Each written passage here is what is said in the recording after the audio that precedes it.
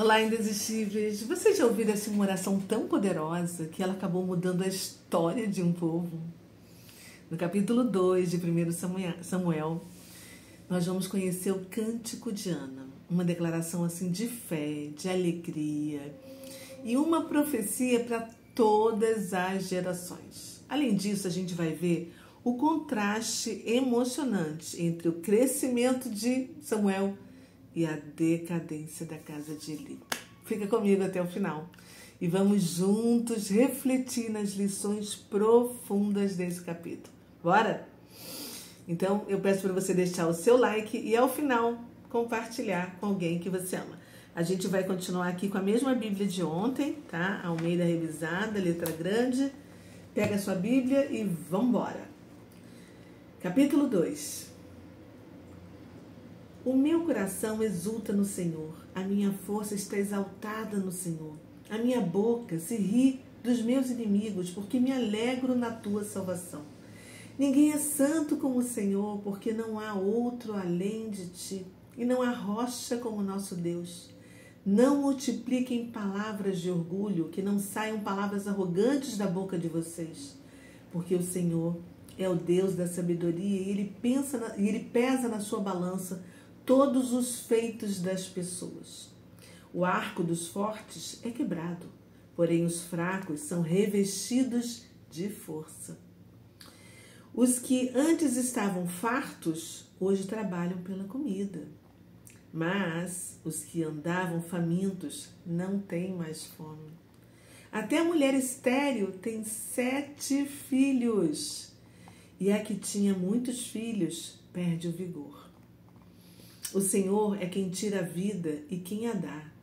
Ele faz descer a sepultura e faz subir. O Senhor empobrece e enriquece, humilha e também exalta. Levanta o pobre do pó e tira o necessitado do monte de lixo, para o fazer assentar ao lado de príncipes, para o fazer herdar o trono de glória. Porque do Senhor são as colunas da terra, e Ele firmou o mundo sobre elas. Ele guarda os pés dos seus santos, mas os perversos emudecem nas trevas da morte, porque o homem não prevalece pela força. O Senhor destrói os seus inimigos dos céus, troveja contra eles. O Senhor julga as extremidades da terra, dá força ao seu rei e exalta o poder do seu ungido. Que coisa linda, né? Que cântico maravilhoso esse de Ana. Então Eucana voltou para sua casa em Ramá, mas o menino ficou servindo o Senhor diante do sacerdote Eli.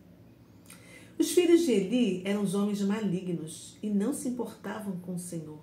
O costume desses sacerdotes com o povo era este: quando alguém oferecia um sacrifício, o servo do sacerdote vinha com um garfo de 3 dentes na mão, e enquanto a carne estava cozinhando, enfiava o garfo na caldeira, na panela, no caldeirão ou na marmita, e tudo que o garfo tirava, o sacerdote pegava para si.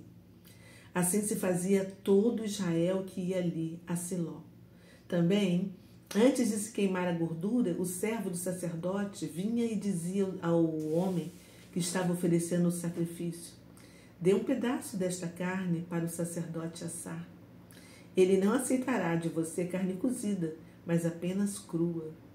Se o ofertante lhe respondia: deixe que o primeiro queime a gordura, depois você pode pegar o quanto quiser, o servo do sacerdote dizia: não, você tem de entregar essa carne agora, senão eu a pegarei à força. Era, pois, muito grave o pecado desses moços diante do Senhor, porque eles desprezavam a oferta do Senhor.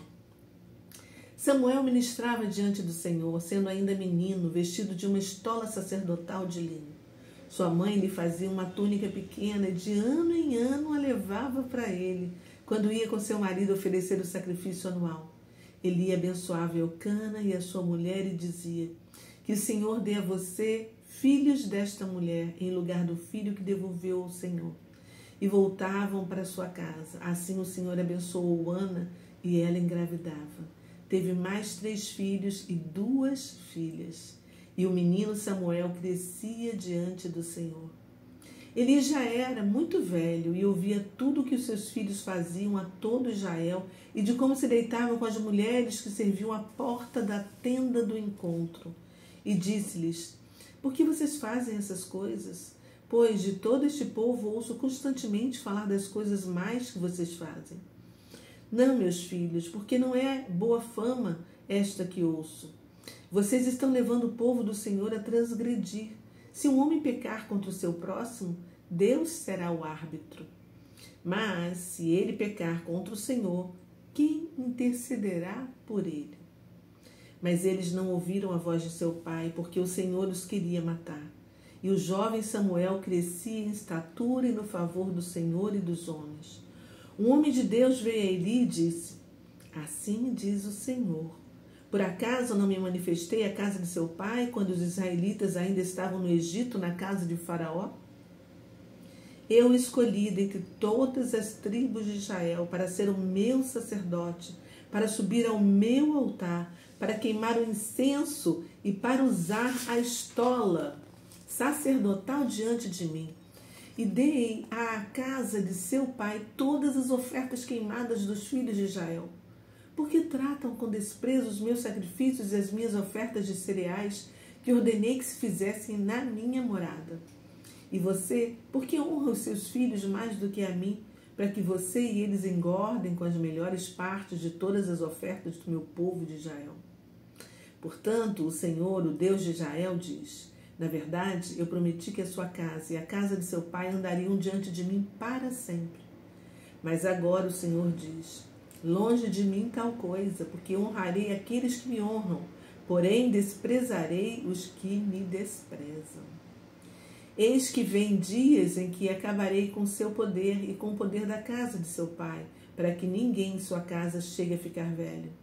E você verá a aflição da morada de Deus, juntamente com o bem que farei a Israel, mas ninguém da sua casa chegará à velhice. O homem, porém, da sua linhagem, a quem eu não afastar do meu altar, será poupado apenas para lhe consumir os olhos e lhe entristecer a alma. E todos os descendentes da sua casa morrerão na flor da idade. E o que vier a acontecer com seus 2 filhos, Ofni e Finéias, será um sinal para você. Ambos morrerão no mesmo dia. Então suscitarei para mim um sacerdote fiel, que fará segundo o que tenho no coração e na mente. Eu lhe edificarei uma casa estável, e ele andará diante do meu ungido para sempre. E todo aquele que restar da sua casa virá inclinar-se diante dele, para obter uma moeda de prata e um bocado de pão. E dirá: peço que você me dê um dos cargos sacerdotais, para que eu tenha um pedaço de pão para comer. Uau! Bom, nós lemos nesse primeiro capítulo 2. Primeiro capítulo 2 é ótimo, né? O maravilhoso cântico de Ana, que é assim, um cântico de exaltação, Senhor, cheio de reconhecimento da soberania de Deus, do poder, não é verdade? E nesse cântico, Ana celebra a vitória concedida por Deus. Ela engrandece a justiça do Senhor e até profetiza sobre o Messias, sobre Jesus, referindo-se ao rei ungido, no verso 10, né? Olha que coisa incrível. E aí, enquanto isso, a gente vê também o contraste entre Samuel e os filhos de Eli, né? Samuel, ele estava crescendo em devoção ao Senhor, servindo no tabernáculo, com humildade desde muito jovem. E em oposição, os filhos de Eli, Ofni e Finéias, eles transgrediam os mandamentos de Deus, roubando o melhor dos sacrifícios para eles. E cometendo outros pecados graves, né? Como seduzir mulheres ali na entrada do tabernáculo. Olha só isso, gente. Que absurdo, não é verdade? E aí, por causa dessa corrupção, Deus envia a Eli um profeta anônimo, que anuncia a ele a rejeição da sua casa como sacerdócio eterno e o iminente juízo que viria. Aí o capítulo termina dando ênfase ao crescimento espiritual e o respeito que Samuel ia ganhando diante de Deus e do povo, né? Enquanto a casa de Eli, infelizmente, caminhava para desgraça devido à infidelidade. Aí eu te pergunto, que lições a gente pode extrair desse segundo capítulo para a gente poder aplicar em nossa vida? Bom, de cara, assim como começou o capítulo, a gente vai falar diretamente do cântico de Ana, que exalta o poder de Deus, né? Em rebaixar o orgulhoso, né? E exaltar o humilde, mostrando que tudo está sob o controle do Senhor, porque Ele é soberano, não é verdade? A gente viu também a corrupção dos filhos do Eli. Isso revela que o abandono, né, dos princípios de Deus trazem consequências, tanto pessoais quanto comunitárias, né? Ou seja, a importância de viver segundo a vontade de Deus é crucial. A gente viu também que, apesar do mau exemplo dos filhos de Eli, né, Samuel, através da sua obediência, nos mostra que é possível buscar a Deus, mesmo em contextos desfavoráveis. Preste atenção nisso. Deus é justo, gente, paciente, mas Ele também julga, né? E a rejeição da casa de Eli é assim um lembrete de que Deus está, atento a todas as nossas ações. Ele cobra a responsabilidade daqueles que lideram o povo escolhido dele. E aí, para você assim refletir, eu te pergunto, como é que você reage às bênçãos que Deus derrama na sua vida? Você celebra e compartilha a glória do Senhor, como Ana fez com esse cântico maravilhoso? Ou você fica caladinho, não fala nada? O que a sua postura diante dos desafios diários diz sobre o compromisso que você tem com o Senhor? Mais uma só. Quais são as áreas da sua vida que precisam assim, de um alinhamento com os princípios divinos para que você sirva ao Senhor com integridade? Anota, reflita, isso é super importante, gente. Não perca teu tempo dia a dia, em cada capítulo, cada lição. Vamos conversar com Deus agora? Ai, Pai, obrigada. Eu não me canso de te agradecer, Senhor. Obrigada por compartilhar conosco esse cântico lindo de Ana, onde ela declara que o Senhor é quem eleva, é o Senhor quem rebaixa. Porque a gente sabe que quem se exaltar será humilhado e quem se humilhar será exaltado. E essa é uma grande verdade, né, Pai? O Senhor é justo, Pai. O Senhor age no tempo perfeito para corrigir os erros. E como o Senhor não nos esconde absolutamente nada, nós podemos, assim, ler sobre o sacerdote Eli, que deixou a casa dele ser manchada pela corrupção. E os filhos dele, assim, abusavam, né, do sacerdócio, né? Da mesma maneira como muitos lobos hoje em dia, que se vestem de cordeiro, fazem milhões de coisas. Meu Deus, tem misericórdia, Pai. Mas, por outro lado, o Senhor também nos mostrou Samuel, que mesmo vivendo no meio deles, naquela podridão, ele não se deixou influenciar, nos provando que não é o meio só que faz o homem, mas o caráter do homem que se revela no meio. Ou como a gente cansa de ouvir aí no ditado popular, né? Como é que é mesmo? Não é a ocasião que faz o ladrão. A ocasião revela o ladrão. Não é isso? Pois é.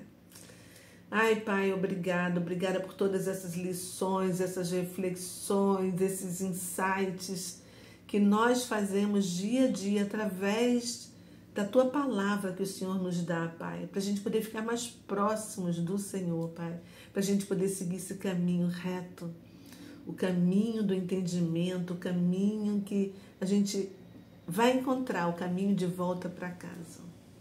E nós chamamos e bendizemos o Teu nome, porque o Senhor é bom o tempo todo e é uma bênção para nós, Pai. É isso aí, gente. Ai, Senhor, nós oramos em nome de Jesus. Obrigado. Eu peço para você agora deixar o seu like, compartilhar com alguém, quem sabe hoje da sua família. Compartilhe esse vídeo e amanhã tem mais, tá? Beijo no seu coração. Fui. Tchau.